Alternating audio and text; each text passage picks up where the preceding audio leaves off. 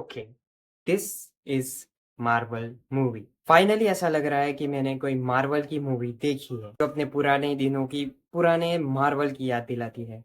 Phase 6 की शुरुआत काफी बढ़िया। लेकिन रिव्यू पे आने से पहले मैं अपना थिएटर एक्सपीरियंस बताना चाहता हूँ। एंड मैंने अगले दिन मतलब फैंटास्टिक फोर के रिलीज होने के अगले दिन मैंने बुक माई शो पे देखा था कि कितने शोज हैं। एंड 2 2D के थे और 3 3D के। एंड बाकी जितने भी बाकी के शोज थे वो सारे के सारे सैयारा ले गया। लेकिन आउट ऑफ क्यूरियोसिटी मैंने सोचा कि भाई दूसरे दिन देख लेते हैं कि क्या है। एंड तीसरे दिन भी देख ही लेते हैं। एंड मैंने देखा and there is no show. मतलब सिर्फ एक दिन का शो है।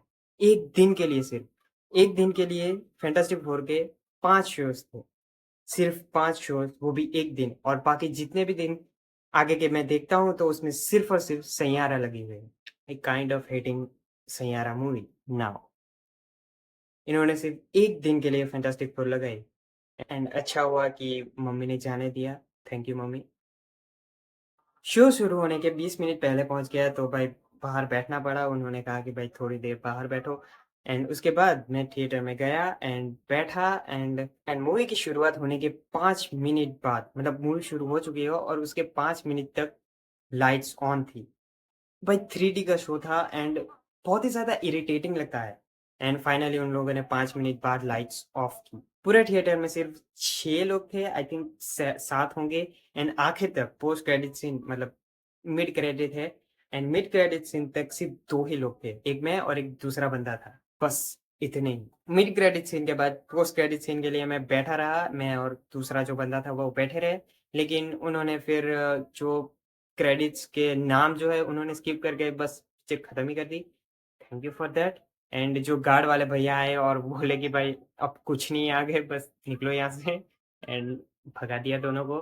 बट या मतलब आखिर में पोस्ट क्रेडिट सीन जैसा कुछ नहीं है, बस मिड क्रेडिट सीन है। और वो भी आगे बताऊंगा। Now we talk about fantastic four and I like it. एक छोटा सा स्पॉइलर दे देता हूँ कि लास्ट में मिड क्रेडिट सीन में हमें डॉक्टर डूम देखने को मिलता है, लेकिन उसका चेहरा भी हमें देखने को नहीं मिलता। उसका चेहरा भी इन्होंने नहीं दिखाया। बस पीछे से वो पहना हुआ है, उसका जो क्लॉथ होता है वो पहना हुआ है।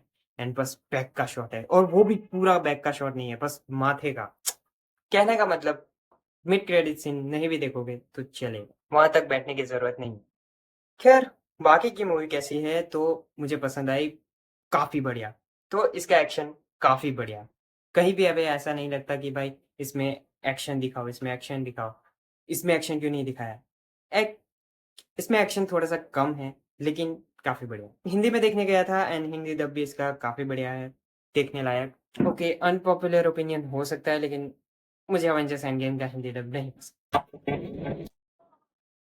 एंड गैलेक्टस को जो दिखाया है भाई, जो बड़ा बड़ा, एकदम बड़ा, एकदम साइज उसमें इतना इतना बड़ा, एकदम ऐसे छुट्टू गुट्टू, वो लोग फैंटास्टिक फोर लग रहे थे, पर मजा आ गया, मजा आया। एंड उसके बाद अपनी सिल्वर सर्फर भी बहुत काफी बढ़िया देखने को मिली। मैं ऐसे हो रहा था कि भाई लड़के को कैसे दिखाएंगे सिल्वर सर्फर, वो भी, वो तो भाई कपड़े ही नहीं पहनता, कैसे दिखाएंगे? बट काफी बढ़िया, उन्होंने एकदम ही नजदीक वाला शॉट भी है। And it's not look vulgar. I think it's the best fantastic four movie. Story की बात करूँ तो काफी बढ़िया थी and I like it. Mister fantastic की हर सिचुएशन में कोई ना कोई प्लान या फिर कोई ना कोई सिचुएशन में उसका दिमाग चलना उसकी स्मार्टनेस को दिखाता है, और उसका प्लान फेल होना उसकी लाचारियत को दिखाता है, क्योंकि वो सबसे स्मार्ट इंसान है लेकिन उसकी भी प्लान फेल होते हैं बहुत ही बार।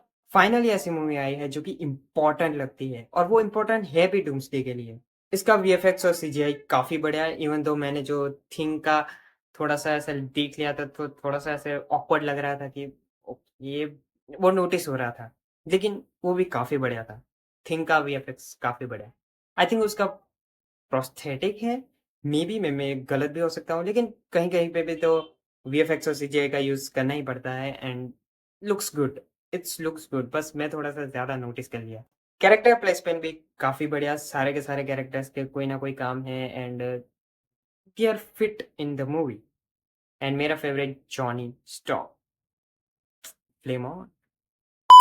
पूरी मूवी रेट्रो फ्यूचरिस्टिक है, मतलब कुछ कुछ लोकी की तरह हमने नहीं देखा था कि मशीन्स जो हैं वो टेक्नोलॉजी में बहुत आगे हैं, लेकिन दिखने में बहुत ही ज़्यादा बैकवर्ड टाइम के लगते हैं। लाइक टेक्नोलॉजी बहुत आगे है, आई मीन उड़ने वाली गाड़ियाँ, रोबोट्स, लेकिन उनके एस्थेटिक्स जो हैं, वो पुराने ज़माने के लगते हैं। लाइक वो दूसरी गैलेक्सी से आए वॉइस मैसेज को रिकॉर्ड तो कर सकते हैं, लेकिन वो जो गोल-गोल आती नहीं थी सीढ़ियाँ बड़ी-बड़ी, उसमें वो लोग रिकॉर्ड करते हैं।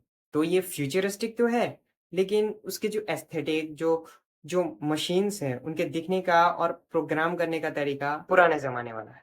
फैंटास्टिक फोर मार्वल की फर्स्ट फैमिली है एंड ये लोग लगते भी हैं। आई मीन इनकी लड़ाइयाँ होती हैं, इनके इमोशनल मूवमेंट्स हैं। आई मीन हँसता-खिलता परिवार कैसे दिखता है, तो ऐसा दिखता है। बाकी मिस्टर फैंटास्टिक और सू स्टॉर्म के जो बच्चा है, वो इस मूवी का मेन पॉइंट है एंड आने वाली बहुत सारी मूवीज़ का ये पॉइंट होगा। मेन पॉइंट, मेन कैरेक्टर्स में से एक। And I can finally say that कि ये मूवी आगे की यूनिवर्स के मूवीज़ के लिए काम आएगी, इम्पोर्टेंट है। मतलब फाइनली ये कहा जा सकता है कि आने वाली मूवीज़ के लिए ये इम्पोर्टेंट होगी। इसकी स्टोरी इम्पोर्टेंट होगी, इसके कैरेक्टर्स इम्पोर्टेंट होंगे। फाइनली ये मूवी कनेक्टेड फील होती है। नॉट लाइक कैप्टन अमेरिका 4 की भाई मूवी तो एवरेज ही थी एंड इनका उसका पोस्ट क्रेडिट सीन भी भाई क्या था वो।